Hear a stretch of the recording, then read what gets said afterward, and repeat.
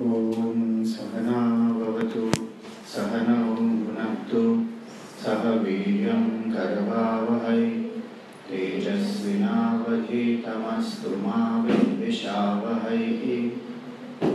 ॐ शान्ति शान्ति शान्ति। गुरुर्ब्रह्मा गुरुर्विष्णुः गुरुर्देवो महेश्वरः गुरु साक्षात् परब्रह्म तस्मै श्री गुरवे नमः। समस्त जन कल्याणे निरतं करुणामयं नमामि चिन्मयं देवं सद्गुरुं ब्रह्मविद्वरम्। ॐ पार्थाय प्रतिबोधितां भगवता नारायणेन स्वयं व्यासेन ग्रथितां पुराणमुनिना मध्ये महाभारतम् अद्वैतामृतवर्षिणीं भगवतीम् अष्टादशाध्यायिनीम् अम्ब त्वामनुसन्दधामि भगवद्गीते भवद्वेषिणीम्। यं ब्रह्मा वरुणेन्द्ररुद्रमरुतः स्तुन्वन्ति दिव्यैस्तवैः वेदैः साङ्गपदक्रमोपनिषदैः गायन्ति यं सामगाः ध्यानावस्थिततद्गतेन मनसा पश्यन्ति यं योगिनः यस्यान्तं न विदुःसुरासुरगणाः देवाय तस्मै नमः देवाय तस्मै नमः।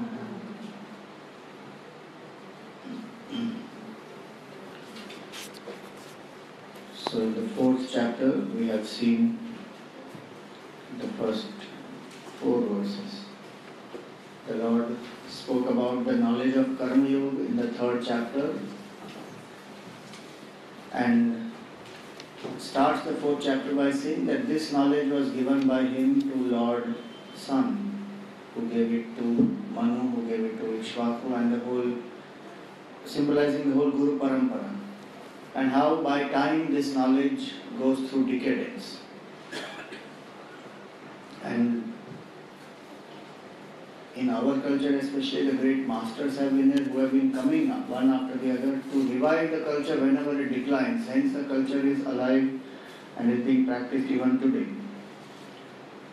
Then he says that this knowledge he is giving to Arjun, and he calls Arjun as Bhaktosi me Satha Cheti, that you are a Bhakta and you are a friend also.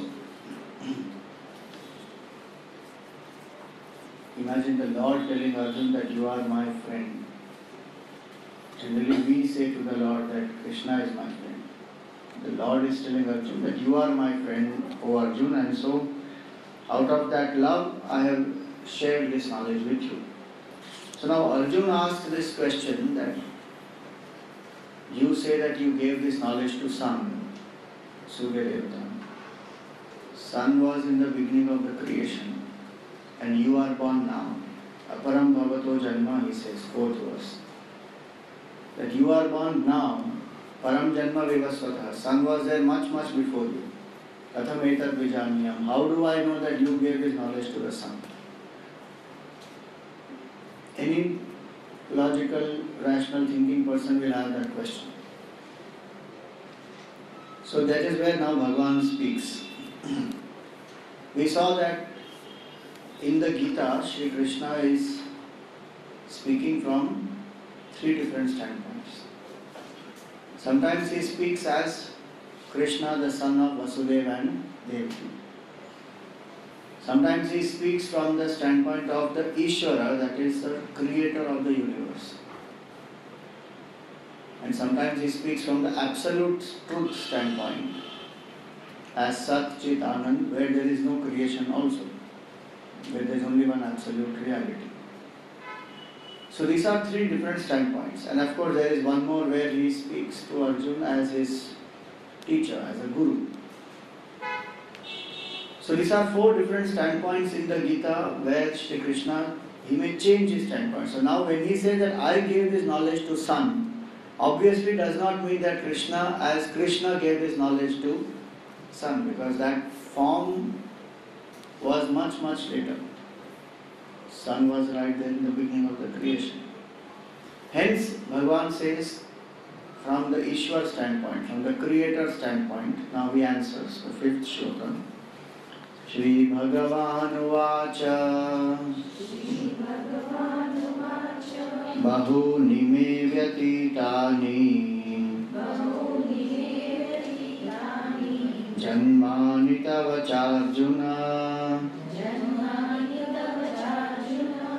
Tanyaham Veda Sarvani Natvam Vetha Parantapa.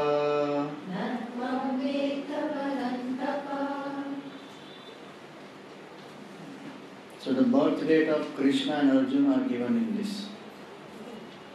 They said Bahu Nime, so Krishna was born in May. Janmani Tava Arjuna, and Arjuna was born on 4th June.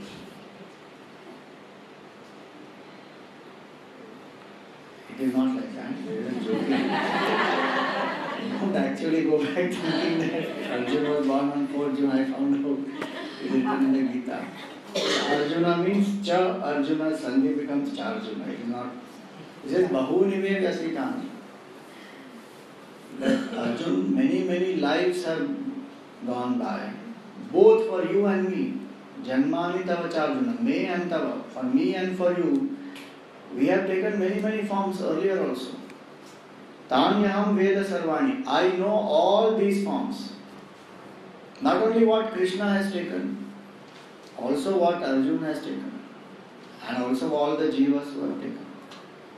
Which clearly shows that as Ishvara he is talking, not as Krishna.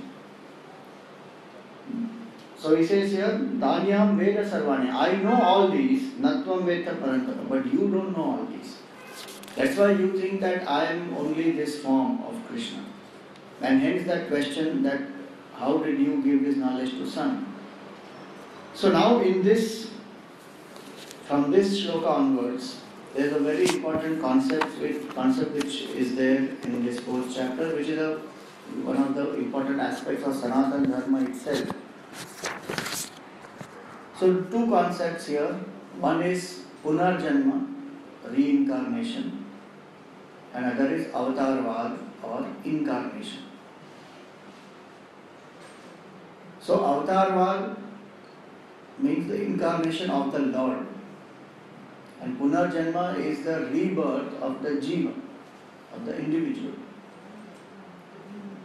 There are different religions in the world. Most of them, or I think all of them, believe in the existence of God. But in the concept of avatar, that incarnation of God, not everyone believes. Even in Sanatana Dharma, there are different sects. All of them don't believe in Avatarvad. But Avatarvad is a concept of the Veda, and it is there. Even you find it in the Gita, in the Puranas, even in the Itihasa, everywhere. So what is exactly Avatarvad is explained in the next verse. Ajo pisan avyayatma Bhutanam Ishwaro pisan Prakritim swamadhisthaya Sambhavamyatma mayaya.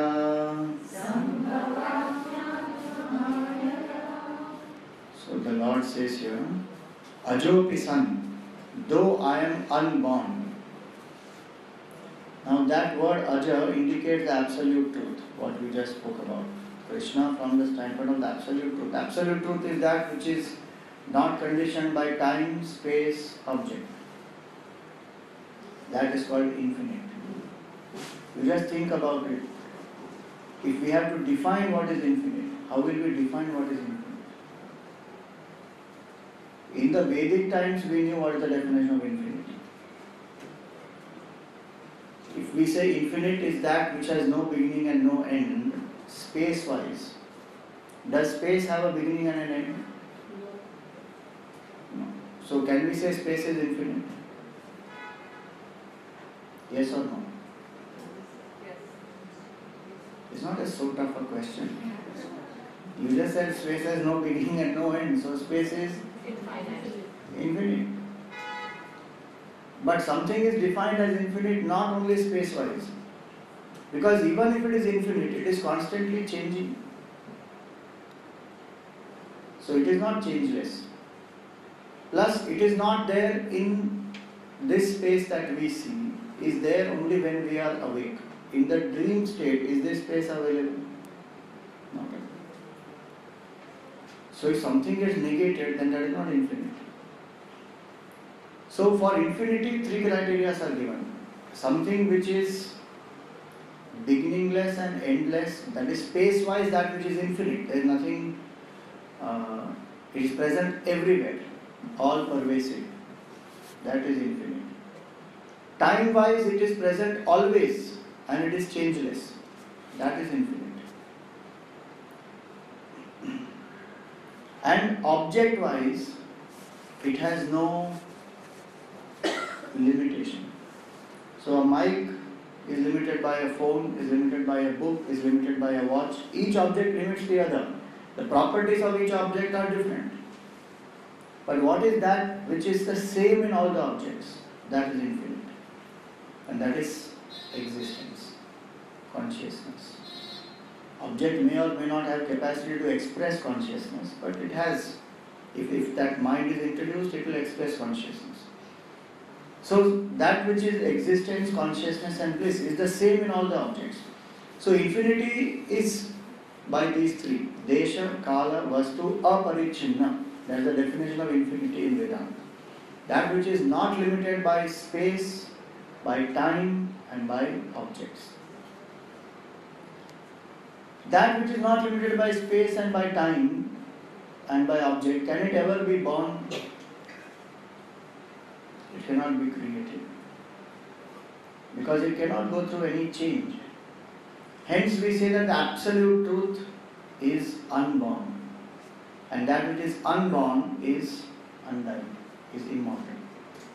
So Bhagavan says that I am that absolute truth, which is unborn, the supreme reality. That very absolute truth, using the power of Maya, becomes the Ishvara, the creator of the whole universe. In that absolute truth, there is no creation. Please remember. That's why we chant that very famous Shanti mantra, which you find in the Ishavasya Upanishad in the beginning itself. Om Purnamada Purnamidam. That is Purnam and this also is Purnam. In that there cannot be any change. There is no modification in that. The world also doesn't exist in that.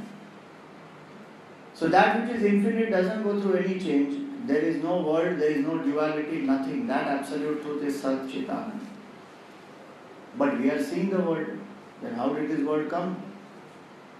So we say in Vedanta that absolute truth, using the power of Maya, assumes the identity of Ishvara, the creator, and creates the whole world. How to understand that? When I am sleeping on my bed, I am the waker who is trying to sleep. Now when I get into that state of sleep, slowly I forget my identity as a waker, and using the power of dream, I project the whole dream world.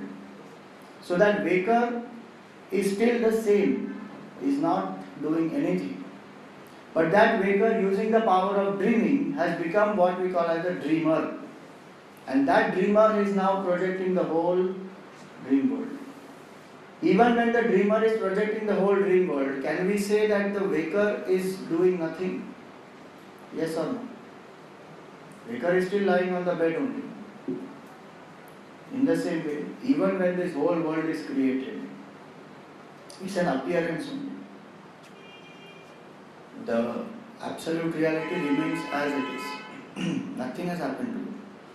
Hence he says, though I am unborn, I, using the power of my own Maya, that's why he says Atma Maya, Sambhavami Atma Maya, using the power of my own Maya, I create the whole dream world, this whole universe. as Ishvara. Bhutanam Ishvaropisam. So one is absolute reality, second is the Ishvara. This is actually the concept of God in Vedanta. That God means absolute truth, unconditioned by time, space, causation. That's the ultimate understanding of God. And that is, to realize that is called God realization. And that Vedanta says is your own self. Let's look at the heights which Vedanta speaks about, and that's what is our true nature actually. Not knowing that, we get stuck in petty fights about God and some concept of God and some idols of God and symbols of God. That is all immaturity. Absolute truth is only one. And when we say God is one, it means that absolute truth, not as anything else. So that absolute truth is one, and that absolute truth, using the power of Maya, becomes the Ishvara, the creator. And that creator creates the whole world using his power of Maya. He is never controlled by Maya. He uses the power of Maya. Now that same Ishvara who created this whole world, if that Ishvara decides to manifest in the world, then Prakritim Swam Adhishthaya, controls the Prakriti, takes a form in this world, fully aware that I am the Lord. I am divine and my nature is Satchitana. So the difference between Punarjanma and Avatarvad is this. In Punarjanma, the Jiva is helpless under the control of Maya. Ishvara controls the Maya and takes the avatar. In Punarjanma, the Jiva is pushed by his or her own karma and has no choice. One will have to take birth. Till the karmic cycle is there, one will keep on taking birth. But in avatar, Bhagavan is not evolved to get to this form. By his own will takes the form, whichever form. So he comes by his will, controlling the entire Maya, and he is aware of his nature as divine, whichever form he may be, whether as a small child or as a big fish or as a turtle, any form the Lord takes. But Jiva is not aware of his nature. So these are three main differences between Punarjanma and Avatarvad. Now why should we know this is important. When we say Gita in practice, why should we know this fact? So that what Vedanta is telling us, that we are mistaken ourselves to be the Jiva. If I understand the concept of Ishvara and the concept of Avatar, and I am able to surrender my individuality to that totality, I realize that I am actually that. All my false notions about myself, the cause of my sorrow, fear, agitations, all that goes away by this right understanding of who I am actually. So Punarjanma and Avatarvad, when both these are given here, Bhagavan says these are the three differences. Jiva is under the control of Maya, Ishwar controls Maya. Jiva is pushed by karma to take birth, Ishvara takes birth by his will. I am using the word his only for convenience. Ishvara has no gender. And Ishvara is fully aware of his or her nature. There is no ignorance there. In the Jiva there is ignorance. I don't know who I am. Hence the Jiva who surrenders to that Ishvara is capable of dropping the false identification and realizing the truth. Is the Jiva part of the Ishvara or is it creation of the Ishvara? So it depends on what standpoint we see. If I look at myself as the body, then yes, I am the servant of Ishvara. Ishvara has created me and I am there to serve Ishvara. If I look at myself as a Jiva, then Ishvara is the totality and I am the individual, one part, and he is the whole. And if we look at ourselves as the truth, then as Ishvara, as the Jiva and the Ishvara both are one. Essentially, the truth in both is one. Absolute consciousness is one. So it depends on what standpoint we operate from. Now, when he says this avatar aspect here, the very word avatar means to come down. Avatarati iti avatar. To come down means called avatar. Even in music you have no aroha means to go up. Avaroha means to come down. So why does Ishvara take avatar? That we will see. He says the very famous shlokas will come now.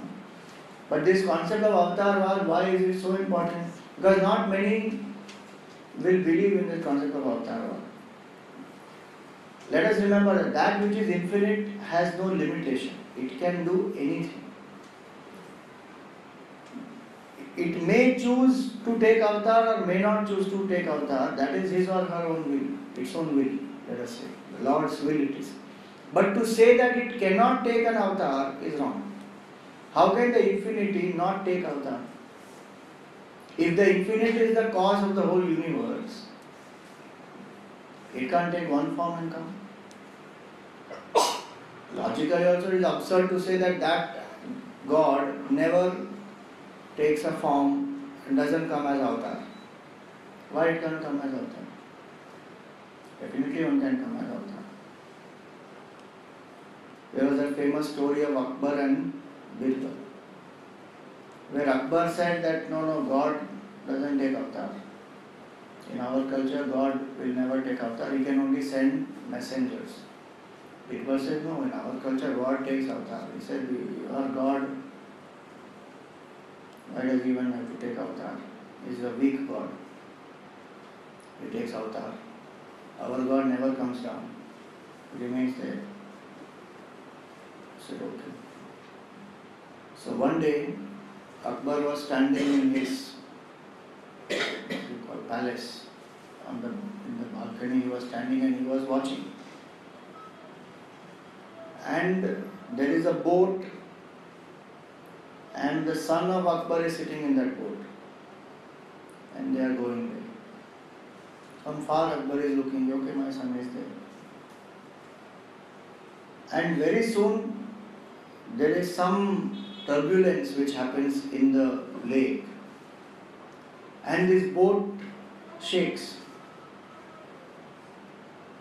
So this son loses the balance and falls. As soon as the son falls, what does Akbar do? He runs and he jumps into that lake. He swims there and tries to save his son. And that is the time he finds that, oh, it was just a, what do you call it, as an idol or something.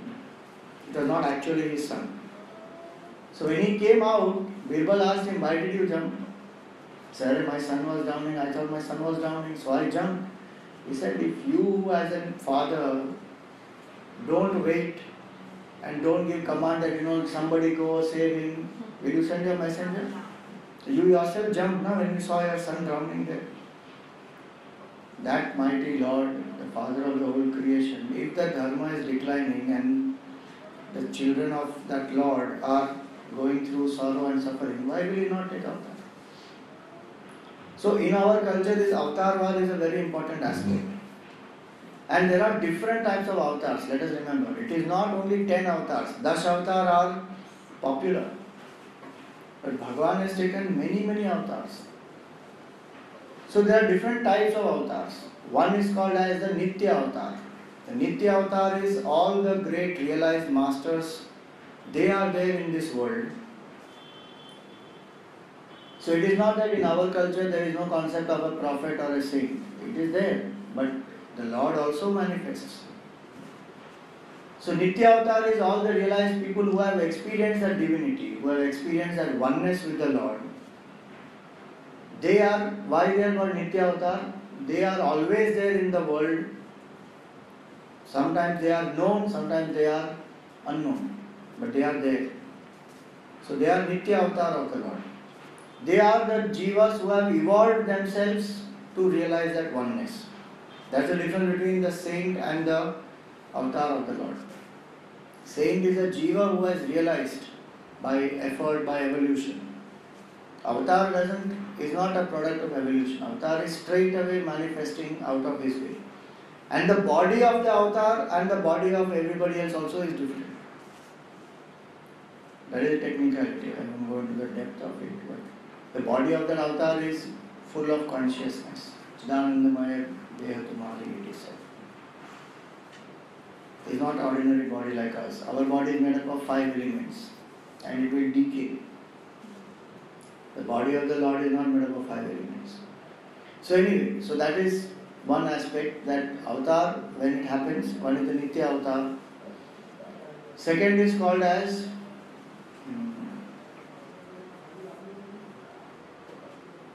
Amsha avatar, where one part of the Lord will manifest.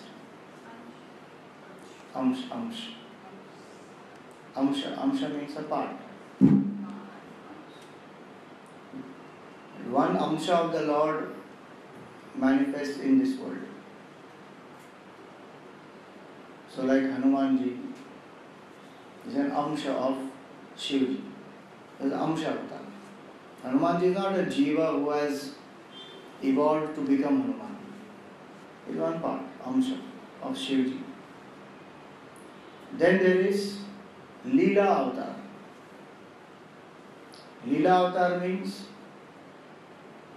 for specific Leela the Lord manifests and then becomes unmanifest. So that is example for that is the, let us say, Narsimha avatar. So to save Prahlad for that point in time, he came, manifested as the Narsimha, destroyed Hiranyakashipu and then became unmanifest. That is called as Leela avatar.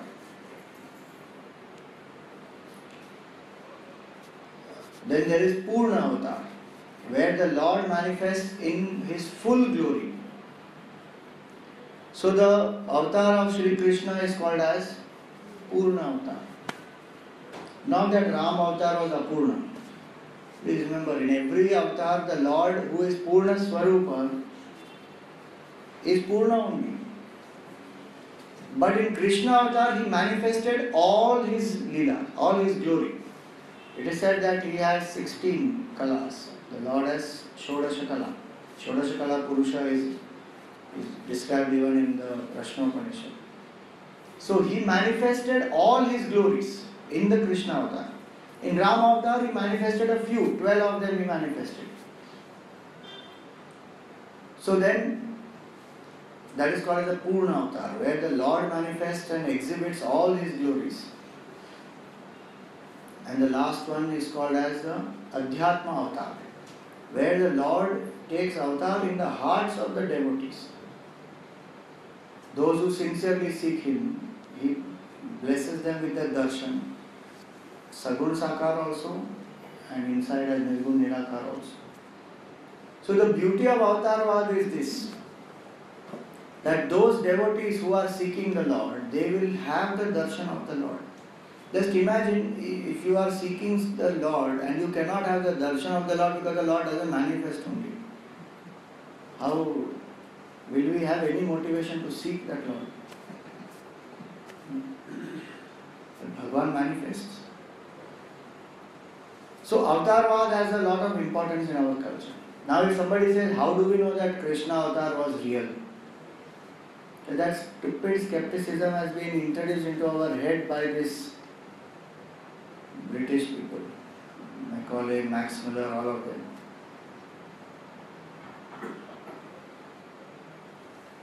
Because they translated the word itihasa as mythology. In Hindi also itihas means what? History. In Sanskrit, first of all we should use that word in Sanskrit. We should not elaborate it in Hindi. Itihasa literally means iti, thus, ha, so, sa, happened. It thus happened. It is history. And why do we say that it happened? Now there are enough evidences available. One is because Shastra says that the Lord was there and that many things are given there in the Shastra there are folk tales, there are legends, there are traditions, many things based on that. Second, today with all that marine archaeology and that satellite imagery and thermal dating, carbon dating, different types of proofs, they have tracked the existence of Dwarka and then the river Saraswati's existence, and many facts are there. So through that also one knows that they existed. Third aspect is, can we prove the existence of a person? Today we can prove the existence of a person only by some records, right? Through some photographs and articles that they used and whatever, birth certificate and some record that we have. But in those days when none of that was available, how do we prove the historicity of even, let us say, historical characters? Alexander the Great existed. How do we know? How can you prove the historicity of Alexander existing? If somebody says, this mukut is there and this sword is there and is there in this museum, how do we? It can be anybody's. So instead of getting into that debate, even when we know the historicity of a person, does it make a difference to us? We know Jesus is a historical character. We know that Buddha is a historical character. What difference does it make to me? Until I surrender to that form, does it make any difference to me? Nothing. So when I understand this very clearly, that debate is useless. Whether Krishna existed, Ram existed, there is no consequence. What is important is that concept of Ishvara. If I am surrendering to that Ishvara, my Jiva Bhav goes away, then and there I realize oneness with the absolute truth. That is most important. For that, the concept of avatar is a very beautiful aspect. So these are four aspects of God in our culture. One is that absolute truth.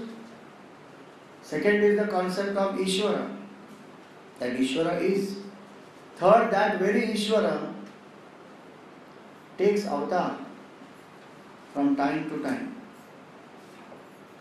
And fourth is the concept of Ishtadevata, that you can choose any form of the Lord as your favorite form and worship that form, make the mind single pointed and devoted, surrender the ego. That's the complete concept of God. And when one does this, the fifth aspect of concept of God arises, that all this is the divine Lord only. Then one worships the whole world as the Lord. So when we know this very clearly, the concept of avatar is such, it can facilitate surrender. It can also make us hopeful that the Lord is there and the Lord protects those who are righteous, who are walking the path of sadhana. Because that's the purpose of his avatar. If somebody asks, why does the Lord take avatar and when does he take avatar? That's when the famous two verses of the Gita come. Let us see it. Yada yada hi dharmasya Glanir bhavati bharata Abhyuthanam adharmasya Tadatmanam srijamyaham Paritranaya sadhunam Vinashaya cha dushkritam Dharma samsthapanarthaya Sambhavami yuge yuge.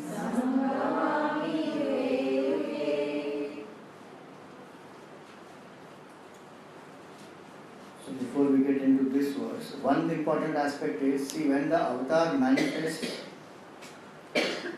does the Leela and again goes back to unmanifest, it does not mean that that Lord is not there anymore.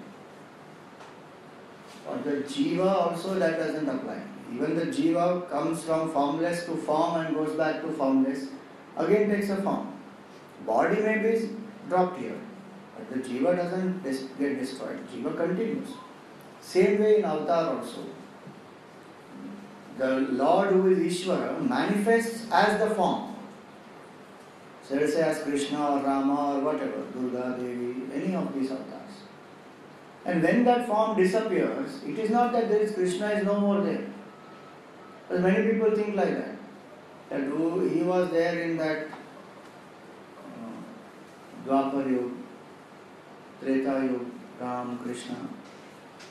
Now where is your Krishna? But that Krishna is there as Ishvara, because Ishvara only manifested as Krishna and went back to Ishvara. Ishvara is there. There is no question about that. So it's not that Krishna is not there. So when I know this, what does it do to me? It brings that bhavana or not? That if this is the form of Krishna, now I am using just the form. But the bhavana is that the Lord is. And in whichever form I worship the Lord, that devotion that arises in my heart for that form, that is what brings about the surrender, and that is what gives me the strength that the Lord is there with me. I can face the challenges of my life. And it is not some make-believe idea. It is a fact that the Lord is, Ishvara is. Every moment, all this is happening by the grace of Ishvara only. In the Upanishad it is said, by the fear of that Ishvara, Bhishasma Vata Pavati. The wind blows by his fear. Bhishodeti Surya. By the fear of that Lord, even the sun rises. Meaning the entire nature is functioning in such harmony because of the presence of Ishvara, because of the power of Ishvara. I am alive because of the power of Ishvara. You are alive because of the power of Ishvara. So that Ishvara is a living presence every moment. For me to connect with that living presence, we say, yes, there is this form, and tune up the mind to that form. So Krishna is not some absent entity. The Lord exists in that form. And whichever devotee worships, the Lord will say further, Ye yatha mam prapadyante tam tathaiva bhajamyaham. In whichever way you worship and approach the Lord, in that way the Lord will bless. So, avatar does not mean that when the avatar was there, only that time the Lord was there, now the Lord is not there. So many saints have had the darshan of the Lord even after the avatar has got over. Tulsidas ji, historical character, 14th century, he had a darshan of the Lord or not? Jayadev, who wrote the Gita Govindam, he also had darshan of the Lord. Surdas, Mirabai, so many of them. So we have to understand this very clearly, that there is a logic behind all this, and then not allow the skeptic thoughts to come into our head. Let the devotion rise in the heart. So now, why does the Lord come? Bhagavan says, Meri mercy, if I like to come, I will come. How can you tell me not to come? I will come whenever I want. I created the world, I will come to that world anytime. No, but please tell us some reason when do you take form? And right now, is it not the right time? So much of Kali Yuga is happening. So much of Adharma is happening. Why is Bhagavan not taking form? So one thinks that way. Bhagavan says, if the tragedy is small, for every small tragedy, the PM will not come. He will send somebody, some minister or someone. If the tragedy is major, then the PM himself will come. In the same way, the tragedy which is there in the samsara, there are saints, there are sages, there are different people who come. They will help. If nothing is possible, then he said, then I will come finally. So yada yada hi dharmasya glani bhavati. Whenever the decline of the dharma takes place. Remember, Bhagavan doesn't come only for decline of dharma. So not everything we do only when there is a problem. Even we celebrate. So the Lord comes even when there is good times. It's not that Bhagavan comes only in times of emergency.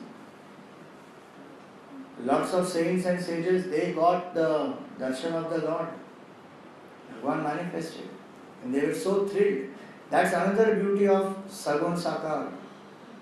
That the Lord can take the form by His own will. So the devotee will experience both. Sagun Sakar Roop of Bhagavan also and the Nirgun Nirakar Roop also. Both the form and the formless. That's the beauty of devotion. Those who are walking the path of Vedanta and say that Bhagavan is only Satchidananda, that is myself, they will experience Nirgun Nirakar Roop, no doubt. But the joy of that which is infinite, manifesting as the finite and living as though is finite, is a very different joy. Yashoda had the joy, Kaushalya had the joy of raising the Lord as a child. Imagine that Supreme Lord of the universe, the Creator of the universe is your baby.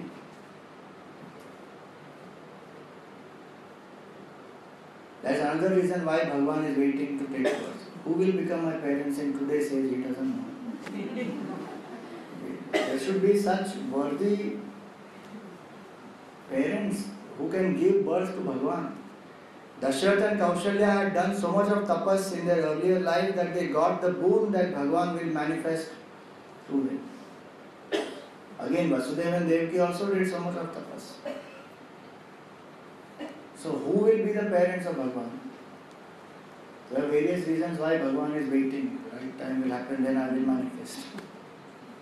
He says, Yada yada dharmasya glani bhavati. This word glani is nice. Whenever dharma declines, let us remember this, dharma will never perish. That's why it is said here glani. It is not said hani. Dharmasya hani bhavati. No, glani, decline. Dharma will not perish. Because dharma is the nature of the Lord Himself.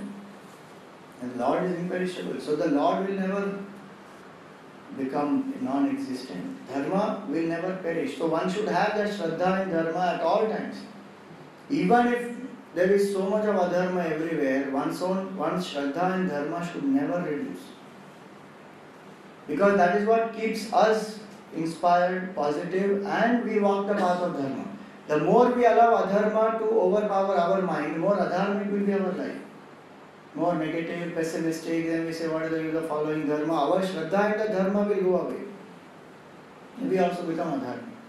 So instead of being a part of the solution, we become problem only.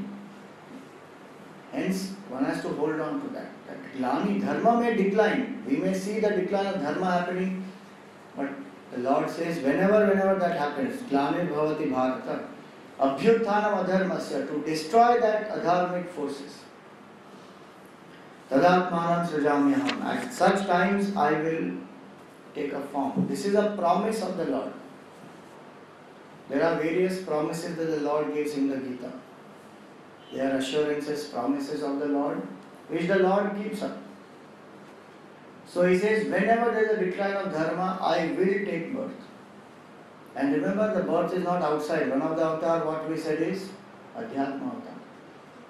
So even if we find that, oh Lord, I am trying to walk the path as a seeker very sincerely, I am putting in a lot of effort, but the weaknesses that I have and some karmas I have done in the past are such that they are not allowing me to be steadfast on the path. Invoke the Lord, saying, oh Lord, please take birth, please be with me and help me to overcome these negativities. Destroy this abhyutthanam adharmasya. In me, whatever is adharmic, please destroy all this. The moment we invoke that strength, holding on to the Lord, that weakness already becomes weak. That weakness remains strong and continues to disturb us because we don't have a source of strength to hold on to. So we get victimized. So that avatar happens in our heart also. Whenever the mind is in a very sattvic state, that is one way in which Bhagavan takes form, takes the avatar in our heart. When there is a desire to live dharma without compromise, then there is avatar of the Lord in the heart. When there is happiness born out of selflessness, that is the avatar of the Lord. These are all avatars of the Lord. We have to be aware to recognize it. Not that we wait here, Bhagavan will take avatar when and he will come out there, pata nahi kab hoga. In our heart only he can take avatar. So now he explains, paritranaya sadhuna. So if somebody says, is not this the right time to take avatar? Bhagavan says, My main purpose of coming is not to destroy the evil. Always let us remember that the purpose of Bhagavan's coming is not to destroy evil. Evil is such that if there is a lot of evil in the society, it will destroy itself. Bhagavan doesn't have to come to destroy the evil. Bhagavan comes to protect the good. Paritranaya sadhuna. When there is a genuinely good person, that person is not able to practice spirituality in spite of all the best efforts, then Bhagavan takes form. Not to kill Ravan he came. That was the last 1 year of his exile. Of the 14 years, only 1 year was the fight with Ravan. 13 years, what did Bhagavan do? So many saints and sages in all over the country, in all these forests, they were there. Bhagavan blessed them with his darshan. And he protected their spiritual practice because they were not able to practice. Vishwamitra Rishi is not able to do his havan, his rites, rituals, puja, whatever he is doing. So many such rishis, they were not able to practice their spirituality, tormented by the asuras. Kings are also not capable of killing these asuras, devatas are not capable. Ravan has become so mighty, ruling over all the three worlds. So Bhagavan comes to protect the good, and that's the main purpose of Bhagavan coming. That's why he first says, Paritranaya sadhuna. So if we say that is this not the right time to come, Bhagavan says, if there is even one genuine sadhu who is there, who is not able to practice, I will definitely come. Bhagavan doesn't want numbers. And he is a very decent person. He will not barge in, he will not gate crash. Dekho main aa gaya. If there is a demand in us, then Bhagavan says, I come. How many people have demand in the world for the Lord today, you think? Uninvited, do you and I also go to somebody's party or a marriage or anything? We don't go. Why will Bhagavan come? If Bhagavan says that whoever invites me, I go there.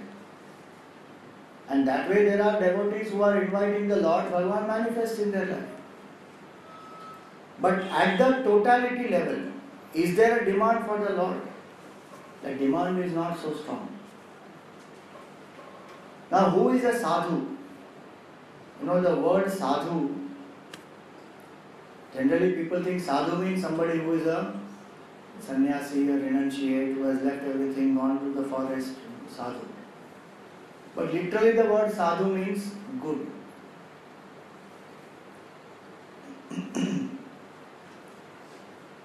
So if somebody has done anything good, your husband brought you the sari that you wanted. If you want to tell him very good, you tell him sadhu sadhu. Sadhu means good. That is Sanskrit word.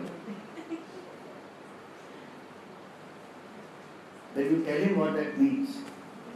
Otherwise he will not know. He will think you are telling him, मुझे शादी दे दी, अब तुम साधु बन जाओ. Sadhu means good. So when somebody says he is a good sadhu, means what? He is a good person.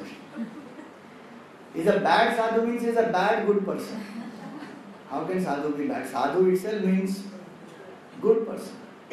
So paritranaya sadhunam doesn't mean only to protect rishis and sadhus and sannyasis. To protect the good people he comes. Now who is a sadhu? There are different ways to there are different meanings to the word sadhu. One meaning of the word sadhu is, in the Bhagavad it is said, titikshavaha karunikaha.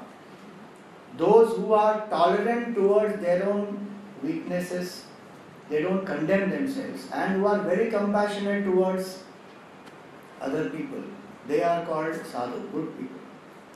Compassion and tolerance are qualities of a good person, sadhu. Tolerance is not to justify our weaknesses, but to handle it maturely and overcome them. So Gurudev always used to tell us, in life,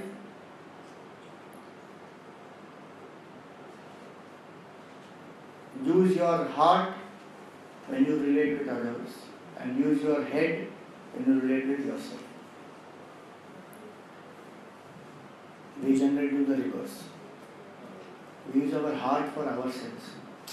In my situation, anybody would have. And somebody else does that same thing. Why did you do this? You know that this is not supposed to be done. So we do the reverse. Sadhu is one who will use the heart for others, not to be judgmental, critical, condemning others. Use the heart, compassion, and use the head for oneself. Be very objective and be very honest. Brutally honest is a word which people use today. But that's not Indian culture. Brutally honest. Our culture is lovingly honest. Satyam vada, priyam vada, hitam vada. I'm brutally honest. You are not a brute when you are honest. You are sadhu. Says loving, be lovingly honest, saying yes, this is not right in me, I should eliminate this part. Not to justify the weakness. So one is sadhu is such a person. Second is parakaryam sadhnoti sadhu. One who is very helpful and has service mindedness is a sadhu. Who helps others to achieve their goals. Parakaryam sadhnoti. And in their joy finds his own joy. That person is a good person who is serving people. And it is not that by making others achieve their goal we will not achieve our goal. No, our culture always says that when we serve others, make them happy, we ourselves will become happy. There is a talk, yesterday only I was seeing, there is a talk, I posted on my Facebook also yesterday. There is a whole movement called giftivism. I don't know if you are aware of that. Giftivism, meaning you give. And as a talk, that talk is given by Pavitra Mehta. Short name is Pavi Mehta. You can go on, if you are using Facebook, go on to the Facebook and see. On my post it is there on my page. The very simple, beautiful talk of a movement that they have started. There are different aspects to that movement. One of the aspects is they have started what they call Karma Kitchen.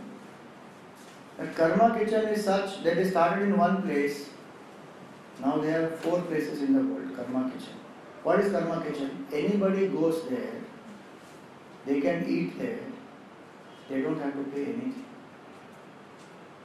Somebody is already paid for them. Meaning, if I go there, I eat there, there is no bill that is given. It is a menu which has no price. You eat whatever, and the concept is to give. So you give whatever you feel like giving. So already it has been paid. So somebody comes, if you feel like giving, you give. If you don't feel like giving, you don't give. And many people were very skeptical, how will this run? But they have been very, very successful and they have opened it in 4 places across the world. In that talk, she says one thing very nice. She says that our brain neurologically also has been wired to experience the joy of giving and not for selfishness. So what she says in the talk is, the same areas of the brain light up when you give something, when you are selfless, as when you are enjoying something as a sense pleasure. The same areas of the brain light up. So when we give something to people, when we genuinely are serving, the joy that one feels, in fact that joy is much more than any sense pleasure that one experiences. So giving, the one who makes the other person achieve his or her goals, who has the mindset of selfless service, is a sadhu. And in that person also evolves, grows.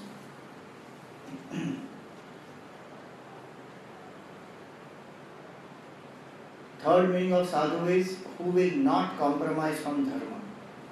At any point in time, even if the person has some threat or a danger, will never compromise from dharma. प्राण संकटेषु प्राप्ते अपि धर्म मार्गात् न विचलति स साधु. You know this Mahabharata which is coming on Star Plus. Some of the dialogues are very good. One dialogue comes where Krishna says to, he shares after that Draupadi Swayamvar episode and her marriage, everything is over. In that one very powerful dialogue he says that धर्म संकट ही ईश्वर के निकट पहुंचने का क्षण होता है. धर्म संकट का क्षण ही ईश्वर के निकट पहुंचने का क्षण होता है. And how he explains, अगर हम संघर्ष से भयभीत न हो, सुख की तरफ आकर्षित न हो और अपने धर्म में दृढ़ रहे तो ईश्वर का साक्षात्कार दूर नहीं. Because that moment where there is tremendous threat, where the human being can compromise very easily, at that moment if the person stays firm in one's own dharma, why do we compromise? Because we are attracted to some sense enjoyment, some selfish benefit. So he says, सुख की तरफ आकर्षित न हो, संघर्ष से भयभीत न हो, and we are not afraid of struggling. At that moment there is a big war going on in the mind. One side is temptations which are pulling us down, other side is the dharma, and there is a war. That's what the war of Mahabharata is. Arjuna also went through that turmoil and Krishna was there at that time. And don't you think that that moment of that sangharsh, Bhagavan, that because of that moment of sangharsh only Krishna saw the Vishwarupa of the Lord or not? He got the knowledge of the Gita. Lucky for him, he surrendered to Krishna and he experienced that glory of what is the Virat Roop, what is his self-knowledge, everything. At that point, if he had compromised and gone away into the forest, what would have happened? Nothing. He would have been a weakling only. So the moments of difficulty, at that time when I hold on to dharma, that is my test of spirituality. And those moments come in our life so many times. It's not that one time like in Arjun's life it came, in my life somewhere some dharma sankat will come. No. One sweet is enough to create a dharma sankat. I have diabetes and the sweet is in front of me. Finished. Now one part of the mind says eat, other part of the mind says no. Conflict is going on. There are lots of such opportunities which are coming every moment in our life. How firm am I in that practice of dharma? If such people are there who don't compromise and they find it really difficult to live in the world, Bhagavan says to protect such people, paritranaya sadhunam, vinashaya cha dushkritam, to protect such people I take form. And to destroy the evil people. What is the meaning of destroy the evil people? Destruction happens in two ways. If the wickedness of that person is destroyed, that person has transformed. That is one type of destruction. That is called Swabhav Parivartana. In that case, physical elimination is not required. So the Ratnakar transforms into Valmiki. Like that. When anyone transforms, dropping the wickedness, that wickedness has been destroyed by the Lord. And that is the real transformation. But in the situation where that is not possible for whatever reasons, then that physical elimination is required of that entity. Then Bhagavan may do that also. Just like any doctor, if by giving some medicine that is cured, it is over. But if that doesn't happen and the particular part has to be amputated, then one has to do that, one will do. So vinashaya cha dushkritam. And also remember this, that when Bhagavan destroys anybody, look at the compassion of the Lord. He doesn't destroy them and make them suffer. He makes them one with Him. That's why Bhagavan says in the Gita in the 9th chapter that Samoham sarva bhuteshu name dveshyosti na priya. I am equal to all beings. There is no one extremely dear to me and no one I hate. When Ravan was killed, the flame or that Atma Jyoti from Ravan went and merged into the Lord. And the Lakshman was stunned. What is this? How did this happen? There's a different explanation that the Lord gives there. That Ravan did what is called Vairi Bhakti. He thought of the Lord as an enemy. So one towards whom you have dvesha, you keep thinking more and more. He says, he thought about me only, whole day and night he was thinking about me. So when he thought about me, where will he come to? He will come to me only. So Bhagavan, even if he destroys so many asuras that he destroyed, all of them got mukti, they got moksha. Their level of mukti is of course different. It's not that they realize self-knowledge. But they are freed from their sorrow, they attain a higher level of being, existence, so many things happen. So even if he destroys, he doesn't destroy out of that dvesha, that anger, you are a bad person, I will finish you. No. Out of compassion only. Then what does he do? Dharma samsthapanarthaya. To establish dharma by protecting the good, destroying the evil, and by restoring dharma.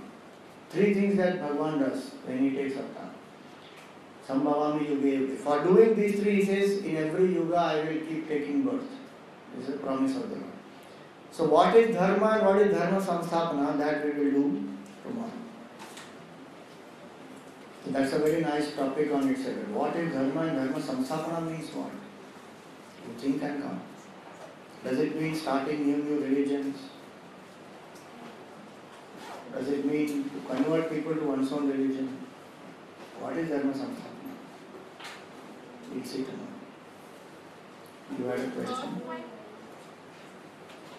The third point was what? He took avatar for protecting the good, destroying the evil and? To establish dharma. Swamiji, it's the same thing. Suppose like the bad people are also merging with God and getting moksha, and the good seekers also struggling and getting there. There has to be some difference, no? That's why the moksha levels are very different. But moksha is moksha, isn't it? No, the levels in moksha. But at least they get to some level. A true seeker, if he hasn't reached anything, he will still be. No. If they don't reach some level and not come back, they also come back, the wicked people. But once they are one, once you are one with God. No, that one with God doesn't mean absolute oneness. It means proximity to the Lord. That's all. Moksha is attained only, the highest form of moksha is attained only by the sadhak who dissolves the ego and realizes oneness with the Lord as the self-knowledge. When the Rakshasas are killed, they don't go to hell to suffer when they are killed by Bhagavan, because Bhagavan has killed them. And they go to a higher level of existence. So they are different, because depending on their karma, etc., they say that okay, they go to the loka of the Lord, or they attain some heaven or something, from where they will again have to struggle. So the seeker is already struggling and walking ahead. It is not that seeker piche chhut jayega or ye log. That doesn't happen. They are much below in the evolution. They have to go there, exhaust their karma, again come down, again start seeking. And more importantly, the mind, let us understand Vedantic principle. If that mind is filled with insecurity, selfishness, greed, even if the body is destroyed, the mind continues. So wherever they are, from there if they come back, they still have the same mind. Bhagavan has not purified their mind. That they have to do by their effort only. Bhagavan has only ensured that by the virtue of the Lord killing them, that has given them that much of, what do you say, some punya, that they can enjoy in heaven, or some of their, which otherwise if they would have got killed, they would have suffered in hell. All those things are not there. That's all. Because It's the a little karma is concession. that only, no, Swamiji. The karma is not. So for that karma, they are anyway getting killed, you see. And if they have accumulated whatever other karma phala will come only. That the Lord is not shielding them against any of that. That karma phala they will have to pay. But the benefit is only, the point here is, that's the glory of the Lord. It's not about that person. The glory of the Lord is that if the Lord kills anybody also, that person doesn't get destroyed. In the sense that that person doesn't suffer. That person only goes ahead in the evolution. Doesn't reach absolute moksha. Absolute moksha only seeker will reach. Then in that way the Lord is not unfair. Otherwise everybody will say, let me become Ravan only. Yes. But how do you know that you are a Ravan for whom Ram has to come? Any fellow in the world also can kill me. Then I am going with my baggage of karma, which I have to only handle. So, ultimate liberation is not got by the demons. Om Purnamada Purnamidam Purna Purnamudachyate Purnasya Purnamadaya Purnameva Vashishyate Om Shanti Shanti Shanti Hari Om Shri Guru Namaha Hari